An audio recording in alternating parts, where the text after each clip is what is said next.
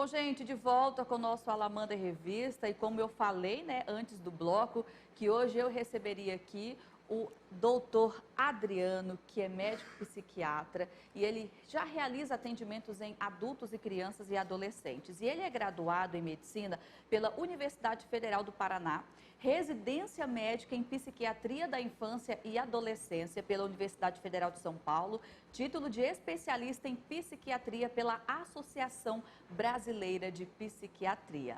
E conversa também com a Karina, gente. A Karina Andrade, ela é jornalista, presidente da AMAV, que é a Associação de Pais e Amigos de Autistas de Vilhena, e também tem duas crianças, né, com TA. Então, vamos conversar sobre essa experiência aqui, tá bom? E hoje, né, que é o dia 2 de abril, o dia da conscientização sobre o autismo. E como a Karina já falou, gente, que o dia 2 de abril, ele não é uma data comemorativa, é uma data para reflexão, conscientização e informação. Bom dia, Karina, seja bem-vinda. Eu que agradeço. Bom dia, doutor, seja bem-vindo. Que bom, gente. Olha, eu vou começar aqui conversando primeiro com a Karina. A Karina que desde o início, ela travou essa luta por busca de melhoria na educação, por busca mesmo de recursos para lidar com crianças com autismo. E você já tem essa experiência dentro da sua casa, né, Karina? Porque você é mãe de duas crianças. E quando que você percebeu que havia essa necessidade realmente de ir em busca, de lutar por recursos, que é direito da criança? Kézia, é tudo muito complicado. Até para se ter um diagnóstico do autismo, no passado era mais complicado. Mais difícil ainda. Continua ainda um pouco complicado. O que a gente precisa? De qualificação dos profissionais, né? De estarem sempre se atualizando. Então, eu demorei um pouco para ter o diagnóstico do meu primeiro filho. Aqui, tá ok, certinho. Tá ligado, diretor? Ok, pode falar. Eu tive uma demora de praticamente 1 ano para ter o diagnóstico do meu primeiro filho. Isso porque procurei profissionais que me diziam que ele não tinha nada, que era só esperar, que era só colocar na escola, que era eu que não estava estimulando. Então, essa situação que eu passei, muitas mães relatam, a maioria das mães relatam isso. Acaba que a culpa é sempre da mãe, né? Mas, enfim, a gente não sossegou com aquilo ali, eu e meu marido, e a gente resolveu buscar fora uma terceira, quarta opinião, e aí a gente teve o diagnóstico. Logo, a gente correu para um centro, né, maior, a gente foi para Curitiba, e a gente procurou por tratamento especializado. Então, a gente começou a entender um pouco melhor de autismo. Porque se a família não se envolve, a família não aprende sobre o que a criança tem, sobre as necessidades da criança, é muito difícil ter uma evolução ali, porque você acaba caindo nas mãos de profissionais que não fazem o trabalho direito, você acaba deixando o teu filho numa escola onde ele não está aprendendo, e isso só complica o desenvolvimento da criança. Doutor, como ela comentou, né, que ela demorou um certo tempo para descobrir, não tem possibilidade ou tem possibilidade do pai e da mãe descobrir ainda quando está lá no período de gestação? Olha, no período gestacional ainda não, né? O que existe a possibilidade é de que os pais, quando percebem no desenvolvimento da criança, nos primeiros 3 anos de vida, os pais vão notar alterações em relação à comunicação da criança, à interação social dessa criança, a determinados comportamentos repetitivos, né, que nós chamamos de comportamentos estereotipados. Então, nesse sentido, nos 36 primeiros meses de vida, a criança começa a apresentar alterações que chamam a atenção dos pais. Olha só, gente, que interessante. E aí você Na verdade, Kézia, fazendo aí uma complementação, já é lei, sabe, os pediatras do SUS aplicarem um teste de avaliação nos primeiros anos de vida da criança. Quando entra na escola ou nos primeiros anos de vida? Não, nos primeiros anos de vida. Nos primeiros anos de vida. Olha só, gente, então já é lei. Isso, porque quando é bebê, geralmente a mãe leva todo mês ao pediatra para acompanhar o desenvolvimento, não é?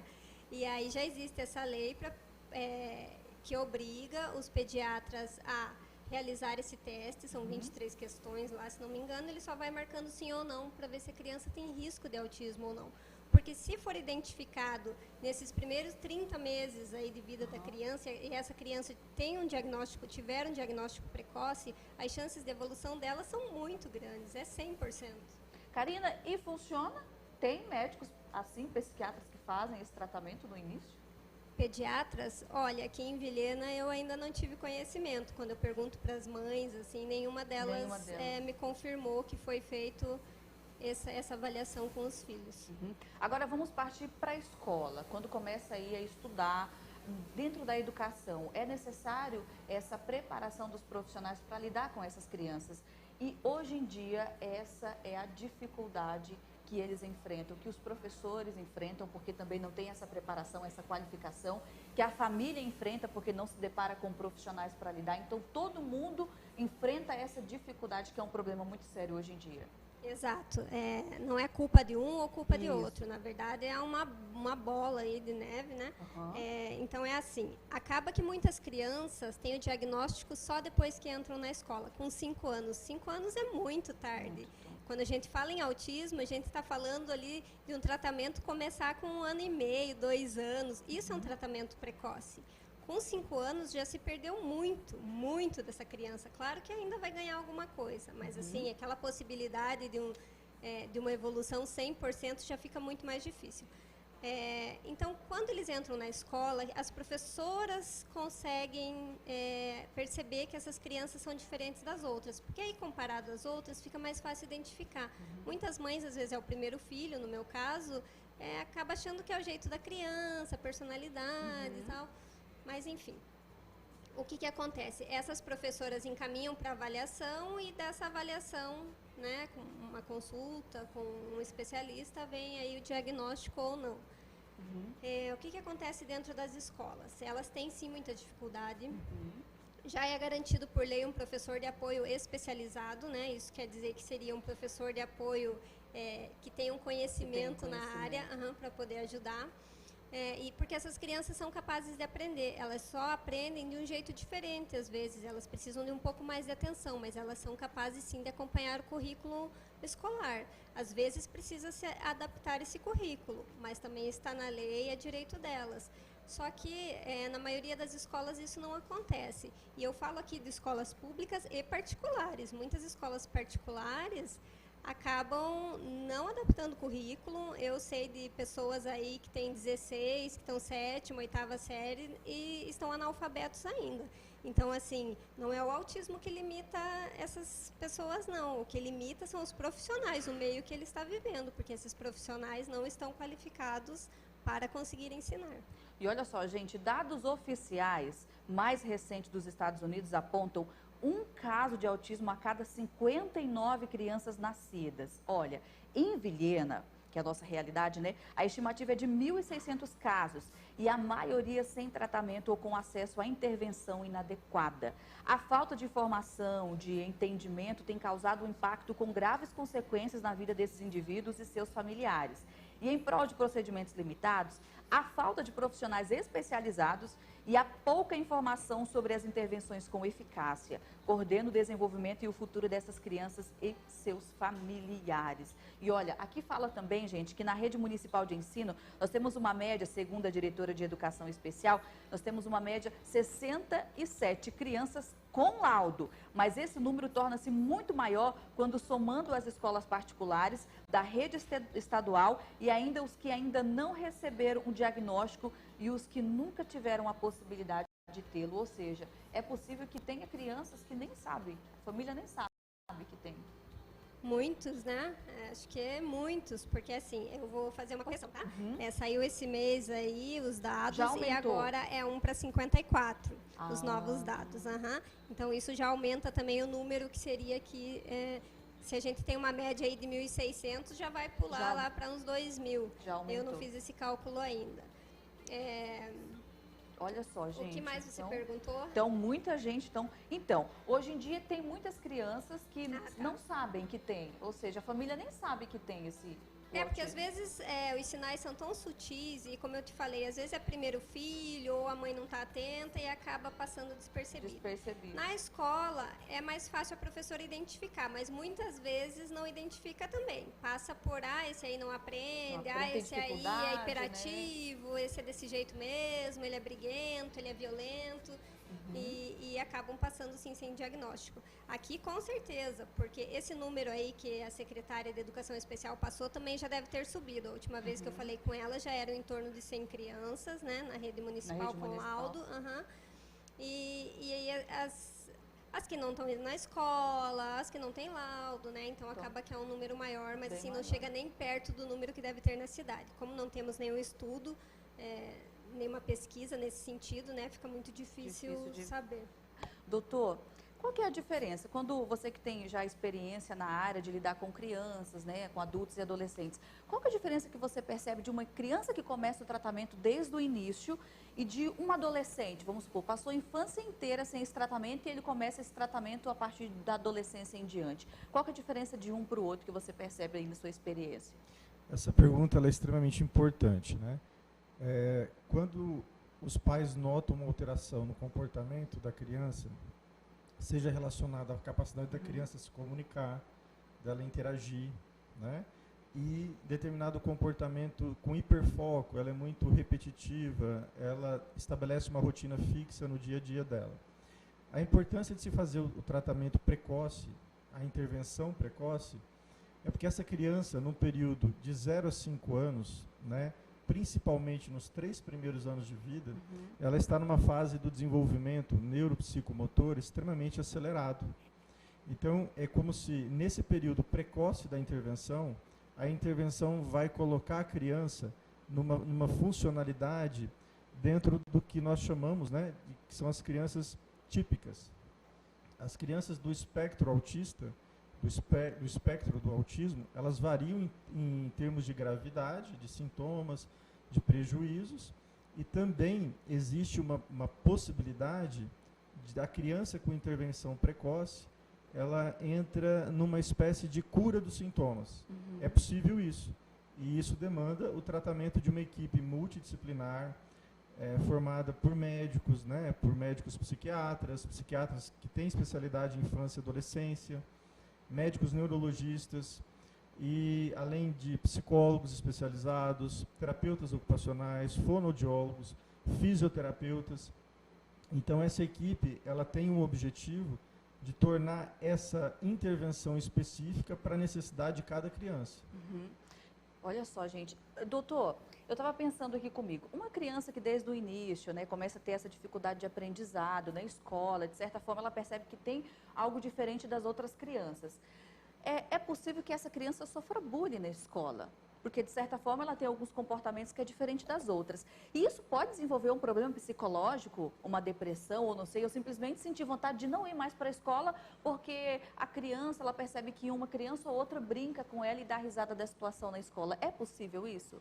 Sim, essa questão ela é muito importante, né? Essa vivência do bullying na escola, ela pode gerar na criança com o quadro que está no espectro do autismo, sintomas como fobia social, olha só, ansiedade de desempenho. Essa criança pode ter um comportamento de evitação muito acentuado. Ela pode desenvolver uma certa gravidade nas crises emocionais que ela vai apresentar. Existe correlação dessas disfunções sociais com prejuízos na vida adulta, no desenvolvimento da criança. No desenvolvimento da criança. Então, gente, é possível uma criança ter uma vida normal, uma criança com autismo ter uma vida normal, mas, gente, é essencial que as pessoas estejam preparadas para lidar com ela, para que ela se desenvolva, né? Porque ela precisa dessa atenção especial, né, Karina? Exato.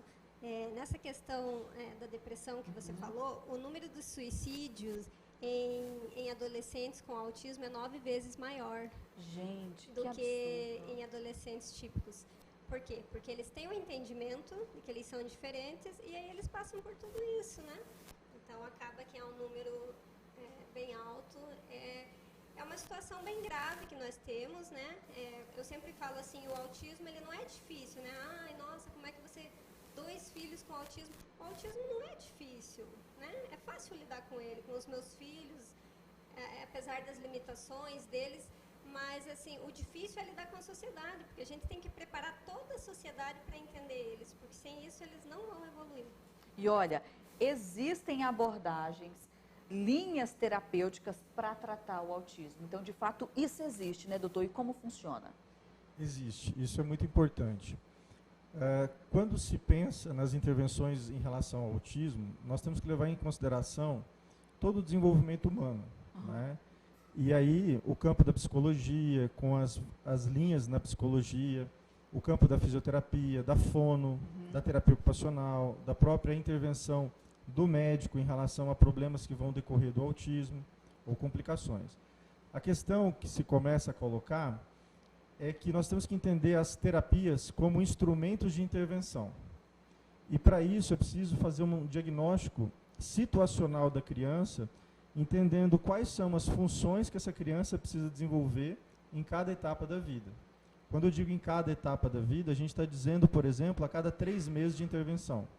A cada 3 meses de intervenção é possível fazer uma análise do desenvolvimento e fazer intervenções que gerem resultado naquele aspecto que a criança está precisando, por exemplo. E na medicina existe um conceito que é a medicina baseada em evidências, né, que busca no método científico comprovações de intervenções que influenciam e tem um resultado que pode ser demonstrado cientificamente. Então, você tem no campo do autismo a questão afetiva, que é muito importante, a questão cognitiva, comportamental, que é extremamente importante. O que nós temos que entender é que nós temos que compreender esse fenômeno do autismo de uma forma total, de uma forma completa, né? E aí as terapias, elas precisam ser compreendidas como qual é o papel que essa terapia vai ter na vida da criança, no desenvolvimento da criança. Desde o momento em que os pais percebem uma alteração, eles notam uma diferença, eles começam a percorrer uma jornada. Essa jornada é uma jornada de tratamento. Eu acho que uma questão muito importante que está acontecendo em Vilhena é a associação, né, que a Karine tem tomado à frente, encampado essa causa. Ela é muito importante porque os pais que têm uma vivência de tratamento anterior, que já entenderam muitas vezes a importância da qualificação dos profissionais, eles passam a participar dessa construção de uma maneira mais efetiva.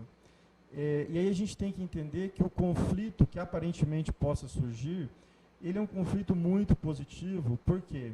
Porque faz nós, profissionais da área da saúde, pensar realmente na nossa qualificação para conduzir na nossa área a intervenção para gerar o melhor resultado possível. Não é isso? Karina, hoje, a realidade do nosso município, você que é presidente da associação, você que é mãe, né? Você que está aí em luta dessa causa, e aproveitar também, fazer esse convite para a sociedade também para abraçar essa causa, porque eu acredito que é uma luta de todos nós. E eles têm o direito, assim como nós, de ter acesso a uma educação de qualidade, de ter acesso a profissionais capacitados para lidar com ele. Então, hoje, na sua experiência nessa luta, como que está a situação hoje na cidade de Vilhena? Olha, eu tenho me batido bastante. Eu procurei dialogar, né, com as autoridades locais, mas assim, não consegui muito êxito em nada. Depois eu procurei o Ministério Público, para tentar através do Ministério Público, e aí foi feita uma audiência para que algumas questões fossem adequadas. Porém, esse prazo já passou, e aí coincidiu agora com essa pandemia, então, assim, eu estou aguardando, né, um posicionamento do Ministério Público para ver o que vai ser feito, porque, assim, medidas não foram tomadas. Algumas, assim, eu não posso generalizar. Eu vou dizer que o pessoal da educação tem trabalhado, sim, dentro de suas possibilidades, para tentar melhorar a questão dentro das escolas. Porém, o que precisa é de investimento, né? Não é só ali da professora ter boa vontade, porque a professora tem 30 na sala. Esse aluno, muitas vezes, ele não consegue ter o professor de apoio dele, coloca uma pessoa ali, um estagiário, totalmente sem conhecimento, e a professora, além de cuidar do aluno, tem que cuidar do estagiário, né? Então, assim, acaba que não faz diferença, não soma em nada. Às vezes até acaba prejudicando. Mas, enfim, é uma luta, a gente tem tentado, o importante é saber que a gente tem buscado por isso, que tem famílias buscando por isso. Na questão da saúde é um pouco mais complicado, O secretário de saúde, ele é muito, assim, difícil de lidar com ele, né? Também foi proposto que os terapeutas do SER, que atendem pelo SER, se adequassem, que tivessem uma qualificação, mas isso tudo foi pedido através do Ministério Público e até agora nós não temos uma resposta. O tratamento que eles dão hoje, apesar de algumas terapeutas ali elas buscarem por conta própria as qualificações, mas o tratamento que o município oferece hoje é ineficaz. Por conta das horas, né, que são mínimas, acaba que não sei nem se dá 10 horas por ano, quando deveriam ser 10 horas por semana. E nas escolas, elas estão tentando, né? Tem professoras ali com muita boa vontade, sim, que fazem das tripas coração, que compram um materialzinho lá com dinheiro próprio para tentar ajudar. Então, assim, não são todas, né? São algumas, sim, que fazem, e essas eu quero até agradecer, porque é graças a elas que muitas crianças têm aprendido. Mas a maioria não, a maioria ainda continua tentando ensinar de um jeito homogêneo e acaba que essa criança fica excluída e Olha, gente, não participa do processo ali de ensino-aprendizagem. É uma situação muito complicada, né? Aproveitar então, gente, já para a gente finalizar, que o nosso tempo é curto, né? Mas eu quero ter outras oportunidades para a gente conversar sobre esse assunto, tá bom, doutor? Vamos ter outras oportunidades e fazer esse convite, Karina. Quem está em casa pode participar também, né? Abraçar essa causa junto com você, né? Participando da associação. Sim, a associação existe, nós estamos aí, vamos fazer um ano de existência, então para muitas questões burocráticas, né, para a gente conseguir verbas, a gente precisa ter 3 anos de existência. Então, assim, o que a gente está fazendo no momento é tentar conscientizar, porque também não adianta a gente ter uma sede linda, maravilhosa e não ter os profissionais e sociedade conscientizada de que isso é preciso para incluir essa criança. Verdade. Olha, muito obrigada, doutor, pela sua visita. Agradeço o convite. Muito obrigada mesmo. Obrigada, Karina. Obrigada. Obrigada, tá? Vamos ter outras oportunidades para conversar sobre esse assunto. Gente, agora vamos para mais um intervalo comercial, tá bom? E logo já retorno já para finalizar o nosso Salamandra Revista. Eu volto já.